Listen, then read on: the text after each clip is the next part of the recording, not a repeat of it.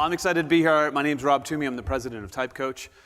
These are two of my most favorite topics, personality type and innovation. So I'm having a hard time conveying to you exactly how excited I am to be here. So I thought, why not convey this through something appropriate to our location? So if you took all three of these people together winning their first CMA, that's basically how excited I am to talk about this topic. Give you a flavor. So my overarching question for you today, I want you to consider this. Are you getting the best ideas from everyone on your team? Over the last 12 years, we worked with tens of thousands of people and lots of different teams throughout all kinds of different organizations. And the general consensus is probably not. There are a number of obstacles to this that I'm going to sort of touch on, and a lot of it relates to the different personality types in the mix. So we'll start with the warm-up. So who here has had a chance to read or is familiar with Susan Cain's great book, Quiet? Show of hands. All right, so it's really brought into the mainstream the concept of introversion. And I think a lot of people understand now in a way that they didn't before the importance of representing styles and approaches that work for roughly, in our estimation, about 50% of the population. So how does it show up in terms of ideas? Well, all of the introverts that we've surveyed over the last 12 years, the consensus is, when do your best ideas emerge? And the answer is somewhere after 2 hours, between 48 hours. So if you turn to Mark in the meeting and you're like, hey, Mark, what do you think our business is going to look like in 18 months? And Mark's an introvert. You've just started a clock on his best thinking, and somewhere between 2 and 48 hours later, that answer is likely to emerge. And that's for roughly 50% of the population who have that preference for introversion. So think of some ways that you can start to approach that. So my recommendation is plant a seed. Right? So if you want Mark's best thinking, give him some time in advance to process and absorb what you're looking for, and then he'll come back to you with actually a fully formed idea.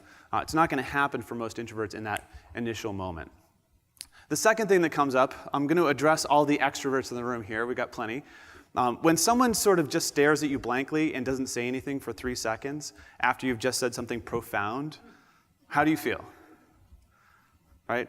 Now, the consensus for most extroverts is that there's something wrong, right? This person didn't understand me or is about to disagree with me. And the short answer is, for the introverts, I'm thinking. Right? They're not going to show you that process because it's happening internally.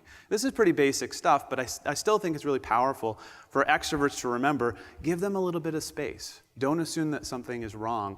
A lot of extroverts out there, when they see that sort of stare or they hear that silence, they assume something's wrong and they start talking more, which ultimately then prevents the introvert from contributing that important perspective.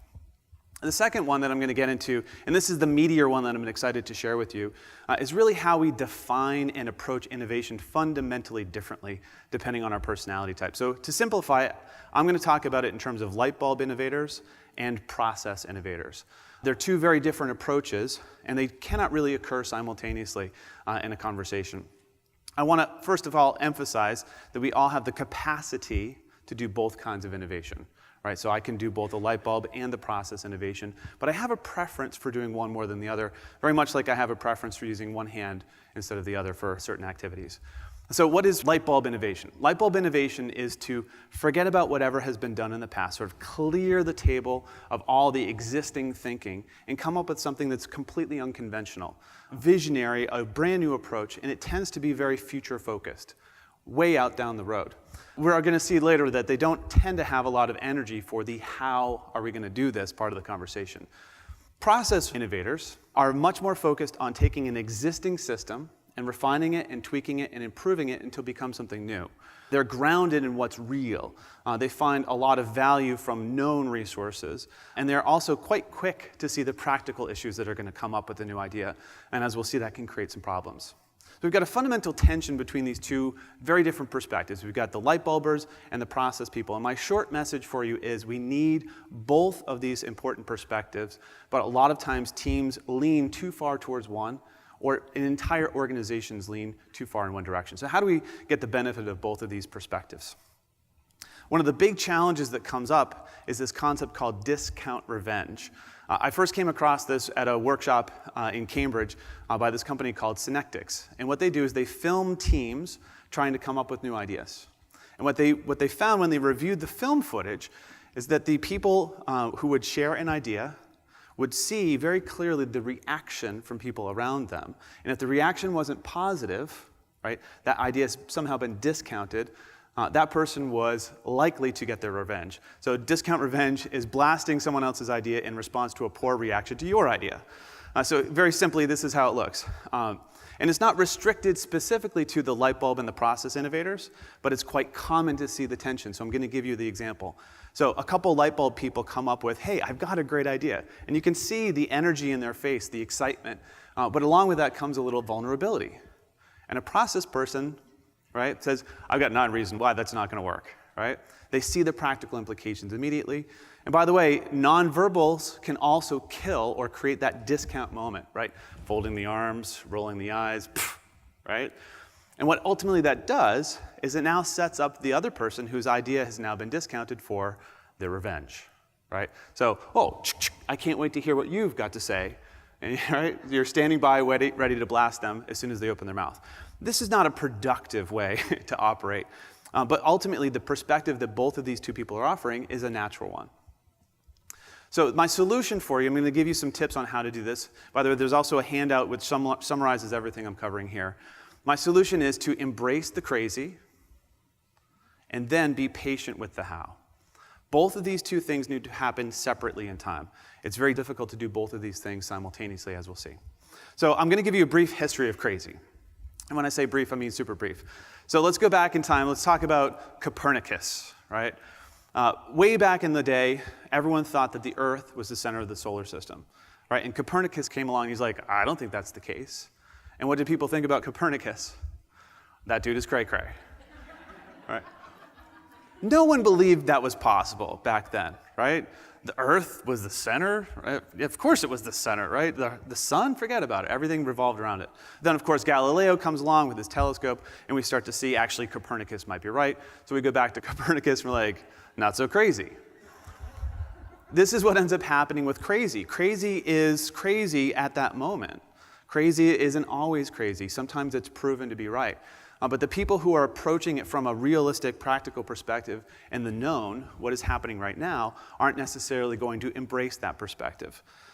You know, since then, we've seen lots of crazy things come along. Cars, planes, lasers, space travel, nanotech, cancer therapies, artificial intelligence, bringing us all the way to, I'm chopping onions in my kitchen, and I can order new shampoo without doing anything more than say, Alexa, please reorder my shampoo. That's pretty incredible. I mean, I think Copernicus would be pretty psyched about that. So where do we go in the future? The future of crazy. Now, I'm going to throw a couple things at you that I think many of you will be on board with initially, and then I might get past the point where we can get our heads around it. So the reality is innovation's accelerating. It's not slowing down. We're picking up the pace of it. It's happening more quickly. And this is why all the companies that we're talking to are talking about the challenge of being nimble and being open to these massive changes. So this is my daughter, Charlotte. She's 6. In 10 years, she'll be eligible to drive. And I've got this interesting question, which is she going to learn how to drive? Right? I don't know. Self-driving cars are out there. In 10 years, that might be the better choice. Certainly for a nervous father, daughter heading on into the roads, whether she's driving or someone else, I hope it looks basically like this. But we have to get our head around the fact that my kids might not learn how to drive. It's just crazy, isn't it? This came out 3 days ago, a breakthrough research, where all participants in the study responded to this really significant cancer therapy. Is it crazy to imagine that all major diseases may one day be cured? Maybe not that long from now. Crazy? I don't know. How about this one? This one's usually too crazy for most people. What if you could download your entire consciousness and put it into a computer? Right? You go to certain future websites, and they're talking about this as a possible reality sometime in the next 50 to 100 years. What? I mean, that's just crazy. That is cray-cray. Or are we just having another one of those Copernicus moments where that's just beyond our possibility? So what I want to talk about is, all right, so we take the crazy, and then we actually have to build it into something real. How do we get the pieces to fit together with the how? And integrating those two perspectives have a couple additional challenges.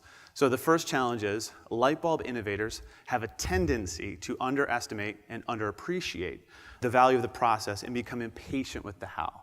Right? They want to just do more light bulbing. That's the exciting part for them, is coming up with brand new ideas. I don't want to talk about how we're going to make that happen. And that tension can create problems. The reality is, from the initial idea that you've created to the finish line is going to involve lots of process. It's going to involve lots of refinements to the original idea. You have to be patient with that. And then once you've crossed the finish line, you've got something that's real, you have to then continually improve it. This notion of Kaizen, looking for incremental ways to improve it. And again, this is not something that the light bulb innovators tend to appreciate or want to spend a lot of time doing, which is a watch out. So some tips, and this is specifically for the context of meetings, and this is on the back of the laminate we put out there for you. You have to do these things in 2 different segments. You can't have them occur simultaneously. We see this over and over again. Number 1, get everyone into light bulb mode. Embrace the crazy, right? Just let people go all over the map. Does that make sense? Probably not. Let's talk about it anyways. Don't do that for 2 days. It's too long for anyone. But define a set period of time and give yourself over to that. And by the way, the process innovators can absolutely contribute here, and eventually they get really good and excited about it. Then switch gears over to process innovation, which is being patient with the how are we going to do it. And you're going to see your light bulbers want to go back to the idea stage. They can't help it. They've got a magnetic draw back to, let's come up with more possibilities. Rein them in. And watch out for discount revenge, that tendency to react badly to someone's idea and then get them thinking the same in your direction. So I wrote up this one little statement. It tries to get it sort of perfect in my mind, so I'm going to read it. So the interplay of light bulb and process innovators allows the raw ore of innovation to be pounded into the bright steel of a functioning and beautiful new creation. You absolutely need to have both of these perspectives if you want to get there. Thank you.